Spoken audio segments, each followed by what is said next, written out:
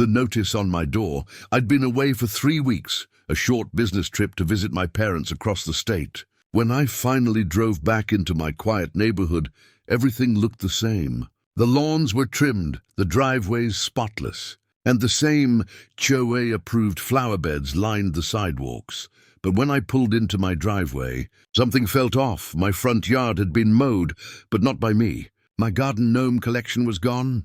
The curtains inside my living room were open, and there was a bright orange sticker taped to my front door.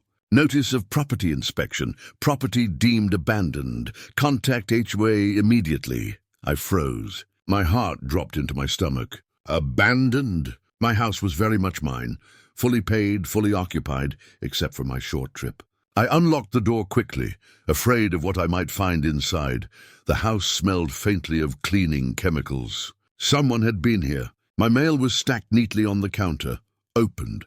That's when I realized my HOA President, Mrs. Clark, must have been inside. She'd always been controlling, the type of woman who'd fine you for having your trash can out 10 minutes too early. I'd had my share of arguments with her before, but this was something else. I called the HOA office immediately. The assistant, nervous and stuttering, told me Mrs. Clark filed an abandonment report last week. She said your property looked empty and neglected. Neglected? My grass wasn't even overgrown. I demanded to know who authorized entry into my home.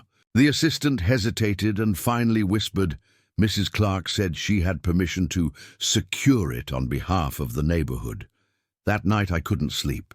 My house no longer felt safe. Every creak and shadow made me wonder if someone else still had a key. The next morning, I installed a new set of locks and security cameras. Then I started digging. I wanted to know what Mrs. Clark was really up to. 3 days later, my neighbor Tom approached me quietly. You didn't hear this from me, he said, but I saw a real estate agent walking through your house last week with Mrs. Clark. She said it was going on the market soon. My jaw dropped. Going on the market? That's when I realized this wasn't a misunderstanding. It was a setup. Mrs. Clark had actually tried to sell my house, and I was going to find out exactly how far she'd gone. The fake listing. A few hours after Tom's warning, I started checking every local real estate site. Zillow, Redfin, Realtor, nothing under my address. But when I expanded my search area by half a mile, there it was. A house identical to mine, same floor plan, same fence, even the same blue shutters, except the address had been blurred in the listing photos. The description read, charming, move-in ready suburban home. Owner recently relocated. Motivated seller. Contact listing agent, Barbara Reynolds. I dialed the number immediately. Barbara answered in a cheerful tone until I told her my name. There was a long silence. Then she said, "Oh, you're the homeowner?" "Yeah," I said coldly. "Mind telling me why my house is online for sale?" Her voice trembled. I was told you'd moved overseas. Mrs. Clark from the HOA said she was handling the paperwork. I asked her to send me every document she had. She refused at first, but after I mentioned lawyers, she agreed. A few minutes later, I received scanned PDFs, forged homeowner forms, fake signatures, and even a phony authorization letter with my name on it. Mrs. Clark had literally faked my identity. That night, I gathered every shred of evidence, screenshots, emails, and video footage from my new cameras showing her walking around my property days before I came home. But I needed more. I needed proof of intent, that she wasn't just meddling, but actively trying to sell my house for profit. So I set a trap. I asked a friend, Mark, to pose as a buyer interested in the abandoned property. He reached out to Barbara, expressing serious interest. Within hours, Mrs. Clark herself called him. She bragged about how she could fast-track the sale since the owner was gone. Mark recorded the entire call. When I listened to it later, I felt a surge of fury and disbelief. She was trying to steal my home, all under the HOA's official letterhead. It wasn't just corruption, it was criminal. The confrontation. The next HOA meeting was scheduled for Friday night in the community clubhouse, a small hall filled with folding chairs, fake smiles, and bitter coffee. Normally, I avoided these gatherings like the plague, but this time I was early. I came with a manila folder tucked under my arm, packed with screenshots, emails, and Mark's recorded call. As the meeting started, Mrs. Clark sat at the front like a queen on her throne, her pearl necklace shining under the fluorescent lights. Her smile faltered the moment she saw me. "Mr. Walker," she said tightly, "you're back." "I was under the impression you'd vacated the property," I smiled, calm, steady. "Funny. You seem so sure of that you almost sold it." A hush spread across the room. Dozens of neighbors turned their heads, murmuring. Mrs. Clark blinked rapidly, the fake composure starting to crack. "I don't know what you're implying," she said, trying to keep her voice steady. "Oh, I think you do." I set my folder on the table. "You reported my house as abandoned. You entered without consent, and you tried to sell it with a forged signature. I've got everything here, proof, emails, even a recording of your phone call." Someone gasped. The room suddenly felt electric. Her face turned pale. "You're making a serious accusation," she hissed. I leaned forward. "No, I'm presenting facts. You lied to a real estate office, used HOA authority to falsify ownership records, and attempted real estate fraud. That's not a misunderstanding, Mrs. Clark. That's a felony." She slammed her pen down, trembling. "You can't talk to me like that." I didn't flinch. "You should have thought of that before trying to steal my home." The vice president of the HOA, a quiet man named Mr. Leland, spoke up nervously. Is this true, Mrs. Clark? Did you contact an agent?" Her lips pressed tight. "I was acting in the community's best interest. The property looked empty, the lawn overgrown." I cut her off. "You had my phone number. You had my email. You even opened my mail. Don't insult us with excuses." She stood up suddenly, clutching her purse. "This meeting is over." "Not yet," I said, pressing the play button on my phone. The room filled with her voice, clear as day, bragging to my friend Mark about how she could fast-track the sale since the owner moved overseas. Every eye in the room locked on her. She froze. Then quietly she whispered, "You set me up." I said, "No, Mrs. Clark, you set yourself up." She stormed out, slamming the door so hard it rattled the windows. The silence afterward was suffocating. Finally, Mr. Leland spoke again.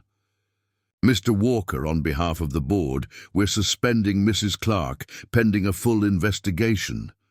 I nodded, but I wasn't satisfied yet. Because I knew people like her.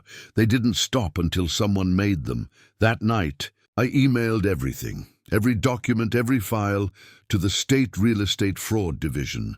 The next morning, my inbox exploded. A detective named Agent Rivera replied within hours, requesting a meeting. He said they'd been tracking a series of similar HOA-related property scams, all led by the same person. Mrs. Clark wasn't just a power-hungry neighbor.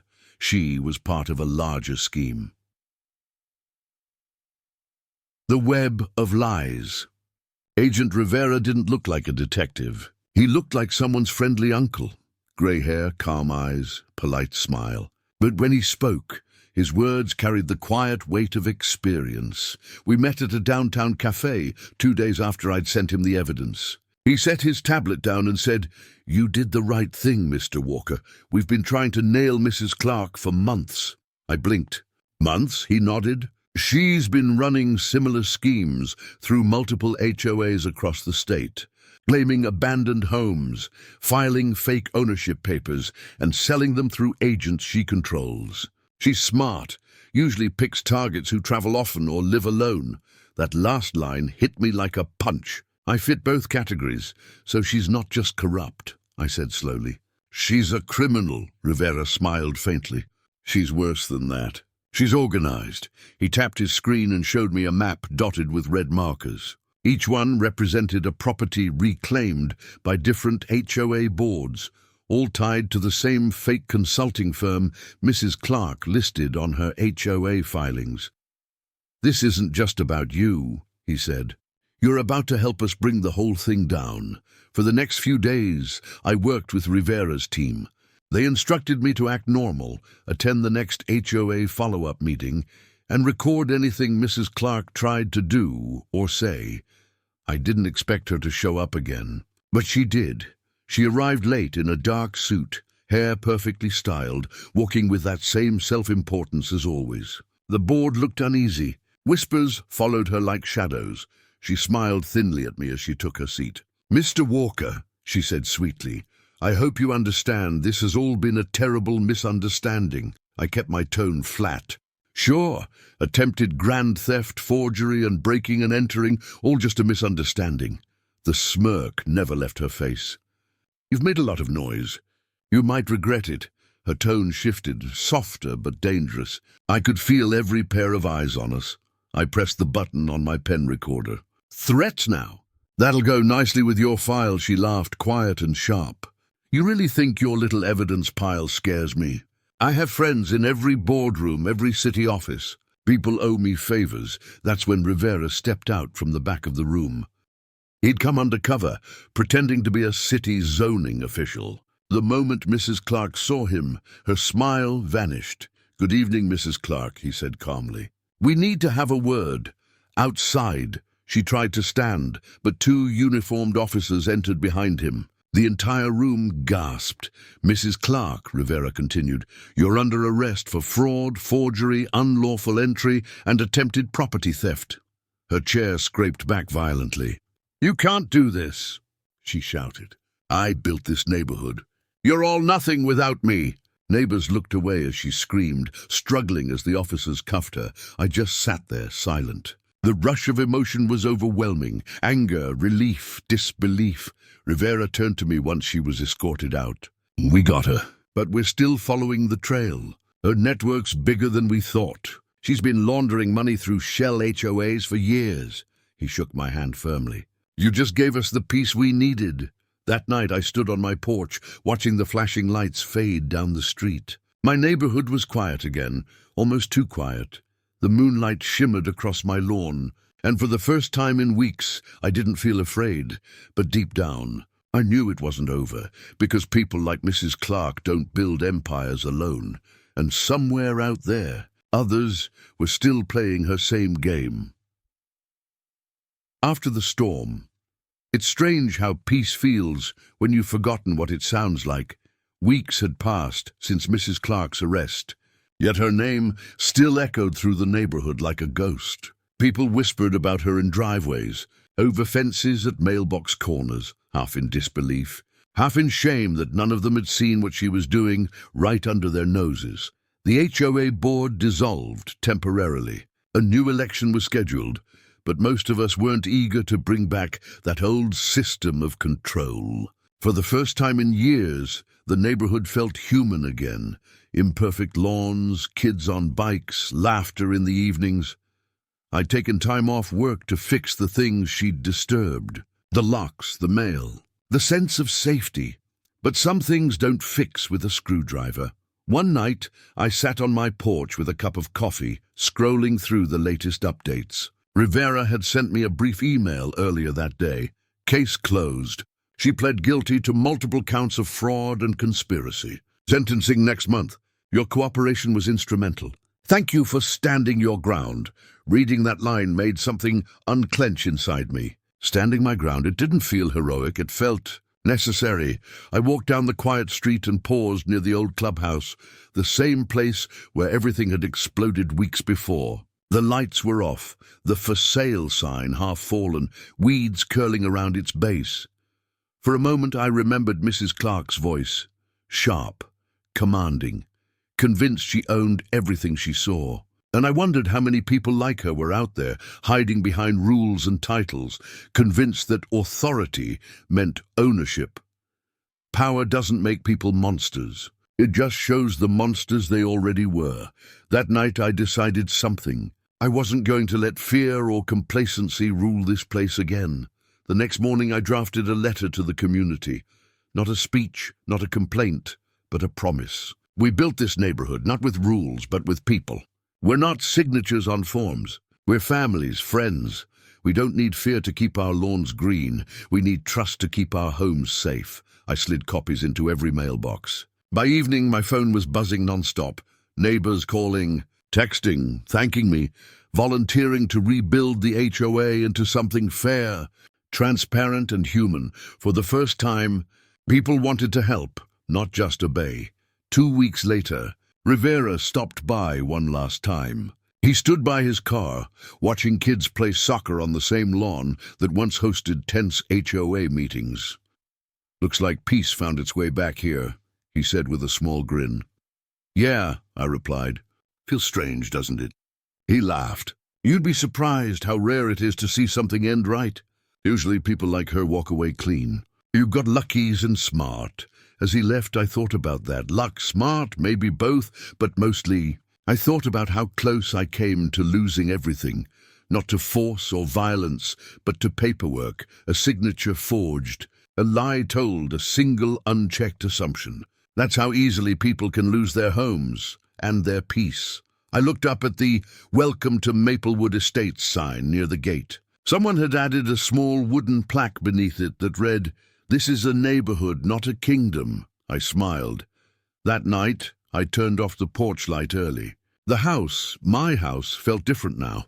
Safer, warmer, alive. The scent of coffee still lingered in the air. And for the first time in a long time, I wasn't waiting for the sound of a door creaking open behind me. The war was over. And this time, the good guys actually got to keep their home.